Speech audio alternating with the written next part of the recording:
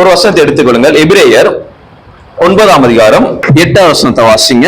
அதனாலே முதலாங்கூடாரம் நிற்கும் அளவும் பரிசுத்த ஸ்தலத்திற்கு போகிற மார்க்கம் இன்னும் வெளிப்படவில்லை என்று பரிசுத்த ஆவியானவர் தெரியப்படுத்தி இருக்கிறார். ஆமென். இதுலதான் சபையானது இயங்குகிறது. அல்லேலூயா. ஆமென் சொல்லுங்க. ஆமென்.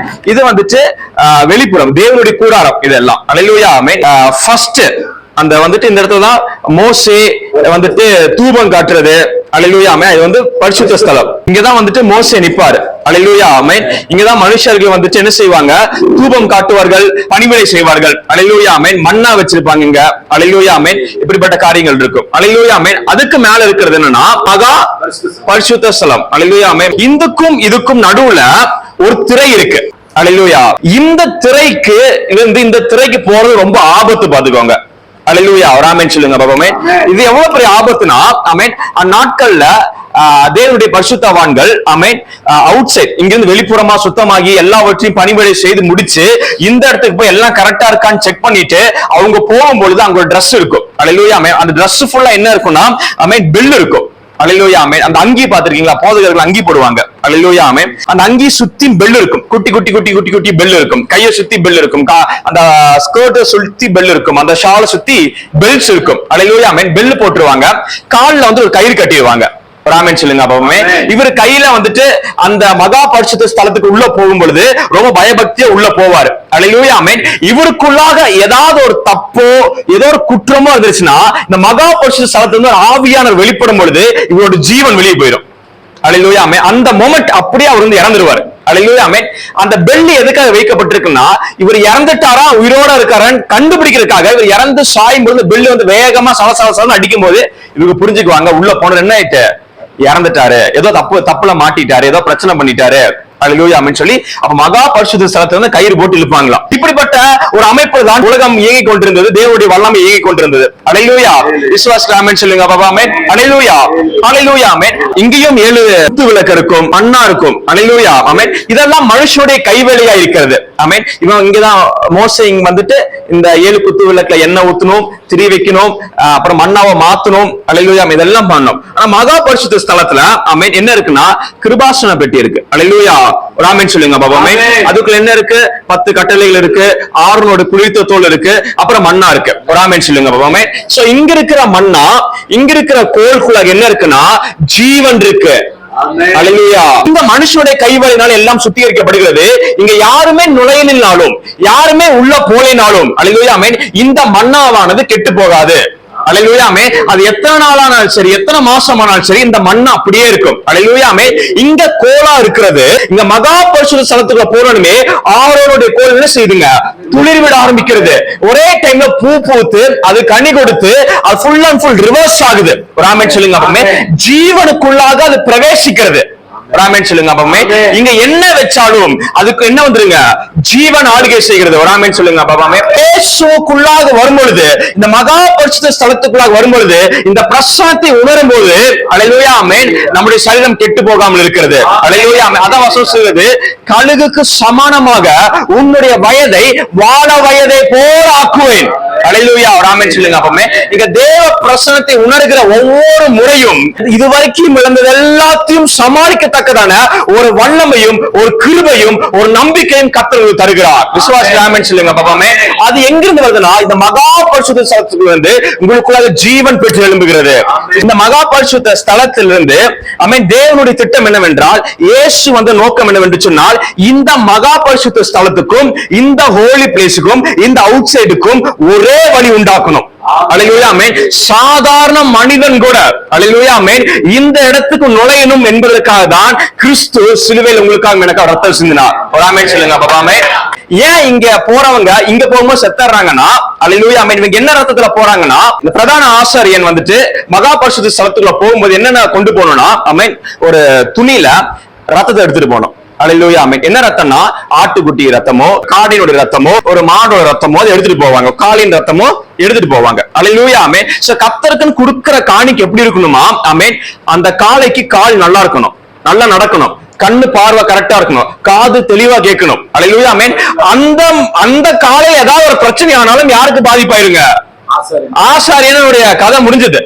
விசுவாசத்தின் தகப்பனாய் இருக்கிற ஆபிரகாமை விசுவாசத்தின் தகப்பனாய் மாற்றினது நம்முடைய தகப்பனே. ஹல்லேலூயா. இறங்கி வந்து ஆபிரகாமின் லாங்குவேஜ்ல பேசுறாரு. ஹல்லேலூயா. ஆமென். லீகல் உடன்படிக்கை பண்ணுகிறார். சட்ட திட்டத்துக்கு உள்ள வந்து அவர் கிரியை செய்ய போதுமானவராக இருக்கிறார். ஹல்லேலூயா. ஆமென். அதே அதிகாரத்துல 17வது வசனத்தை வாசிங்க.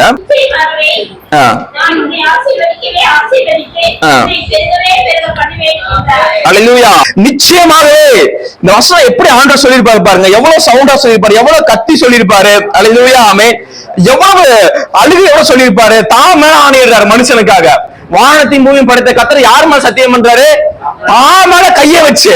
யாருக்கு முன்னாடி? அவன் தூண்டி இருப்பாரு. ஹல்லேலூயா. ஆமென். தூண்டி இருப்பாரு ஆபிரகாம். ஆண்டவர் எவ்வளவு பெருசு இருப்பாரு, மரம் மாதிரி பெருசா இருந்துகிட்டு தாமல கைய வச்சு என்ன செய்யறாரு? சத்தியம் பண்ணி அவனை நம்ப வைக்கிறாரு. இந்த இடத்துலதான் ஆபிரகாம் இந்த மகா பரிசுத்த ஸ்தலத்துக்குள்ள போகிறார். ஹல்லேலூயா. ஆமென். கர்த்தர் உங்களை கன்வின்ஸ் பண்ணி ஒரு வசனத்தை நம்ப வச்சிட்டாருன்னா நீங்க ஜீவனுக்குள்ள போயிடுறீங்க. ஆமென். ஹல்லேலூயா. ஆமென். அந்த ஜீவனுக்குள்ள போன காட்டிக்குதான் ஹல்லேலூயா. ஆமென். எந்த மனுஷனுடைய கைவேலை இல்லாமல் போனாலும் இங்க வைக்கிற மண்ணா ஃப்ரெஷ்ஷா இருக்கு. ஹல்லேலூயா. ஆமென். யாரும் எண்ணெய் ஊத்த வேண்டியது இல்ல. ஆனா இங்க இருக்கிற அந்த குத்து விளக்கு எரிந்து கொண்டே இருக்கிறது. ஹல்லேலூயா. ஆமென். வெளியே கிடக்கிற குச்சி இங்க போனோம் என்ன ஆயிடுங்க? அந்த துளி விட ஆரம்பிக்கிறது, பூக்கிறது, காய்த்து கனி கொடுக்கிறது. ஹல்லேலூயா. ஹல்லேலூயா. நீ கர்த்தருடைய வாக்குத்தத்தத்தை முழு நிச்சயமாய் நம்புகிற ஒவ்வொரு நொடியும் இந்த ஜீவனுக்குள்ள நீங்க போறீங்க. 19வது வசனத்தை வாசிங்க. அந்த நம்பிக்கை நமக்கு நிலையும் உறுதியும் திரைக்குள்ளாக போகிறதுமான. எதுக்குள்ள போகும்படி வச்சிருச்சு அந்த நம்பிக்கை? ஹல்லேலூயா. எங்க வந்துட்டோம்? இந்த திரைக்குள்ளாக போகும்படியாக. ஒரு ஆமென் சொல்லுங்க பாப்போமே. இந்த திரைக்குள்ள போனா பழைய ஏற்பாடு காலத்துல ஒயிட் அண்ட் ஒயிட்ல போகணும், கரெக்டா இருக்கணும், எல்லாமே எடுத்துட்டு போகணும். ஒண்ணு மிஸ் ஆனா என்ன இருங்க? இங்க ஜீவன் அவுட் ஆயிரும். ஹல்லேலூயா. ஆமென். இயேசு கிறிஸ்து ரத்தத்தை சிந்தினபடினால நம்ம இப்ப என்ன ரத்தத்துல போக போறோம்னா இயேசுவின் ரத்தத்துல போகிறோம். ஹல்லேலூயா. ஆமென். ஆடோட ரத்தமோ மாடோட ரத்தமோ கழுதையோட ரத்தமோ எந்த ரத்தமும் கிடையாது. இயேசு ரத்தம் நம்ம மேல இருக்கிறபடினால ஆண்டு ரத்தம் என் மேல இருக்குன்னு சொல்லி நீ அழுக்கா இருந்தாலும் பரவாயில்ல, நீ கடுப்பா இருந்தாலும் பரவாயில்ல, குளிக்கினாலும் பரவாயில்ல, உனக்கு என்ன ஆனாலும் பரவாயில்ல, ஈஸியா மகா பரிசுத்த ஸ்தலத்துல போய் நீ நிற்கலாம். ஹல்லேலூயா. ஆமென். ஏனென்றால் இது மத கட்டமைப்பு. இந்த இடத்துல இந்த ஸ்கிரீனை கத்த துறந்தது உறவின் கட்டமைப்பு. ஹல்லேலூயா. ஆமென். இந்த மத கட்டமைப்புல என்ன சொன்னாங்கன்னா கடவுளே என்று சொன்னார்கள். ஹல்லேலூயா. ஆமென். இயேசு கிறிஸ்து ரத்தம் சிந்தி ரத்தத்தினால் நம்மளை முழுசா கழுவுனோடனே நம்ம என்ன சொல்கிறோம்னா அப்பான்னு சொல்கிறோம். ஆமென் சொல்லுங்க பாப்போமே. என்ன சொல்கிறோம்? அப்பா என்று சொல்லுகிறோம். உங்க அப்பாவிட்ட ஏதாவது அப்பா பிஸ்கட் வேணும் அப்படின்னு கேட்கறதுக்கு குளிச்சிட்டு சுத்த பத்தமா போய் பல்லெல்லாம் வளைக்கிட்டு போய் பிஸ்கட் வேணும்னு ஏதாவது கேட்டதுண்டா? இல்ல. அப்பாட்ட எப்படி கேட்பீங்க? கட்டல்ல படுத்துட்டு ஹல்லேலூயாமே ஒய்யாரமா சாஞ்சிட்டு கால் மேல கால் போட்டு இந்தாப்பா ஒரு பிஸ்கட் பேக் வேணும் வாங்கிட்டு வா அப்படின்னு சொல்லி அப்பா வாங்கிட்டு வந்தாரு. இதை ரிவர்ஸ் பண்ணது இயேசு கிறிஸ்துவின் ரத்தம். ஹல்லேலூயா. திரைக்குள்ளாக போகின்ற நம்பிக்கை, திரைக்குள்ள போற நம்பிக்கைனா அப்பா பிதா அப்பா என் கூட இருக்கிறார் அப்படிங்கறது அந்த நம்பிக்கை. திரைக்குள்ள போற நம்பிக்கை. ஆமென் சொல்லுங்க பாப்போமே. ஒரு வசனத்தை நான் சொல்லுகிறேன், அது வாசிக்க வேண்டாம் நேரமான அங்கட்டிக்கு. இயேசு கிறிஸ்து சிலுவையில் அடிக்கப்படும் பொழுது அந்த ஈட்டியை எடுத்து அவருடைய விழாவில் குத்துறோன்னுமே ஆமென் இந்த ஆசாரிப்பு கூடத்துல நடக்கும். என்ன ஆகுனா திரைச்சிலை ரெண்டாயிரம் செய்துங்க கிழியுது. இயேசு சரீரம் கிழிக்கப்படுகிற நேரத்திலும் இந்த திரைச்சிலை ரெண்டாய் கிழிக்கப்படுற நேரம் ஒன்றா இருந்தது. ஹல்லேலூயா. அப்ப என்னன்னா இந்த மத கட்டமைப்பு இருந்து அப்பா என்கிற கட்டமைப்பு உள்ள நம்ம நுழைகிறோம். அதை கிழித்தது இயேசு கிறிஸ்துவின் மரணமே. ஹல்லேலூயா. அந்த திரைச்சிலை ரெண்டாய் கிழிந்தது. அவர் ரத்தம் சிந்தப்பட்ட அந்த நொடி திரைச்சிலை கர்த்தர் கிழித்து போட்டு நம்மளை ஓடி வந்து அணைத்துக் கொண்டார். ஆமென் சொல்லுங்க. கன்வின்ஸ் பண்ணுகிறார். உங்க லெவல்ல இறங்கி கர்த்தர் பேசுகிறார். வாக்குத்தை நம்பு என்று கர்த்தர் பேசுகிறார். விசுவாசி ஆமென் சொல்லுங்க பாப்பாமே. ஹல்லேலூயா. எபிரேயர் 10ஆம் அதிகாரம் 19வது வசனத்தை மாத்திரம் வாசிக்க நம்ம வேகமாய் வாசித்து முடிக்க போகிறோம். இயேசுவானவர் தமது மாம்சமாகிய திரையின் வழியாய் புதிதும் ஜீவனுமான மார்க்கத்தை நமக்கு உண்டு பண்ணினபடியால் அந்த மார்க்கத்தின் வழியாய் பிரவேசிப்பதற்கு அவருடைய ரத்தத்தினாலே நமக்கு தைரியம் உண்டாய். என்ன தைரியம் வந்திருக்கிறதா? அவருடைய ரத்தத்தினால் தைரியம் உண்டாயிருக்கிறது. ஹல்லேலூயா. ஆமென் சொல்லுங்க. அந்த ரத்தம் பரிபூர்ணமா இருக்கிறது. அந்த ரத்தம் பரிசுத்தமா இருக்கிறது. அந்த ரத்தம் எல்லாவற்றையும் பாதுகாக்க போதுமானதா இருக்கிறது. அதுதான் இயேசுவின் ரத்தமா இருக்கிறது. ஹல்லேலூயா. ஆமென் சொல்லுங்க பாப்போமே. கீழே 22வது வசனம், இது ரொம்ப முக்கியமான வசனம் பாருங்க. எல்லாரும் சேர்ந்து வாசிங்க. துர்மன சாட்சி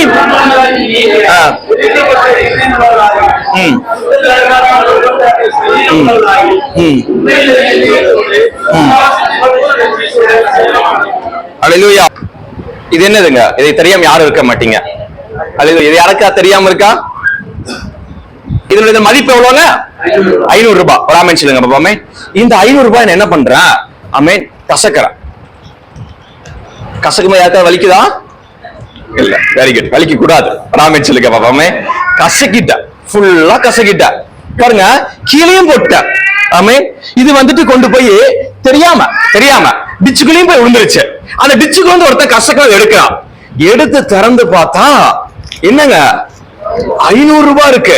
அல்லேலூயா. ஆமென். இது எடுத்து லைட்டா 2 உதறி நேர கடையில போய் கொடுத்து அவனுக்கு வேணுங்கிறதெல்லாம் வாங்கிட்டான். ஆமென் சொல்லுங்க பாப்பமே. அப்போ இத கசங்குக்கு நான் காட்டிக்கு இது 400 ரூபாயா மாறிடுச்சா? 100 ரூபாயா மாறிடுச்சா? அட்லீஸ்ட் 499 ரூபாயா மாறிடுச்சா? இதுல கீழே போட்டு காட்டிக்கு 1 ரூபாய் கம்மியாயிருச்சா? டிச்சுக்குள்ள போட்டு 5 ரூபாய் கம்மியாயிருச்சா? அதே போலதான் அல்லேலூயா. ஆமென். அவர் உங்களை பிள்ளையாக்கிட்டாரு. ஆமென். நீ எந்த மூலைக்கு போனா நீ அவரோட பிள்ளைதான். ஆமென் சொல்லுங்க பாப்பமே. அல்லேலூயா. ஆமென். இத உங்க நம்ப பண்றதுக்கு 500 ரூபாய் கன்வின்ஸ் பண்ணிருக்கேன் பாப்பாமே. அல்லேலூயா. உங்களுக்கு வலிச்சுதான் இல்லையா? கசக்க எனக்கு உள்ள வலிச்சது. அல்லேலூயா. அவ கவனிங்க, என்னதான் பண்ணாலும் இந்த பணத்தோட மதிப்பே மாறாதுனா, அல்லேலூயா, வசனம் சொல்கிறது துர்மன சாட்சி. அடே நான் தகுதியற்ற ஆண்டவரே, நான் லாட்சி இல்லாத ஆண்டவரே, நான் பிரயோஜனமற்ற ஆண்டவரே, கர்த்தர் உங்களை பார்த்து சொல்ற ஒரு வார்த்தை. அல்லேலூயா. துர்மன சாட்சி நீங்கள் தெளிக்கப்பட்ட இதயமுள்ளவராயும் இதயத்தை மாற்றி என்று கர்த்தர் சொல்கிறார். ரத்தத்தினால் தெளிக்கப்பட்டீர்கள், அவரே உனக்குள் வாழ்கிறார், இயேசுவே உனக்குள் இருக்கிறார். அல்லேலூயா. ஆண்டவர் நம்மளை கழுவும் போது ஆமென் டைடு போட்டோ சர்ஃப் எக்ஸல் போட்ட கழுவுல. அல்லேலூயா. அதெல்லாம் போட்டு கழுவு என்ன செஞ்சிருங்க, திரும்ப இந்த உலகத்தினால் கரையாக்கிப்படும், கரையாக்கிடுவோம். அல்லேலூயா. கர்த்தர் நம்மளை கழுவுனது ஒரே தரம் கழுவினார். இந்த உலகத்துல அத்தனை பேர் சேர்ந்து சாக்கடை தூக்கும் மாதிரி வீசினாலும் மேல கரையாகாது. அல்லேலூயா. ஒரு ஆமென் சொல்லுங்க பாப்பாமே. வாட்டர் ப்ரூஃப் மாதிரி அல்லேலூயா. ஆமென். இந்த மாதிரி ஒரு ப்ரூஃப கர்த்தர் கொடுத்திருக்கிறார். ஒரு ஆமென் சொல்லுங்க பாப்பாமே. கரையற்ற வாழ்க்கை ரத்தத்தால் கழுவிருக்கிறோம் என்பதை நீ விசுவாசிக்கின்ற ஒவ்வொரு நொடியும் பிரசன்னத்தை உணர்வீங்க. அந்த பிரசன்னத்தை உணர ஒவ்வொரு நொடியும் இந்த ஜீவனுக்குள்ள பிரகாசிப்பீங்க. அல்லேலூயா.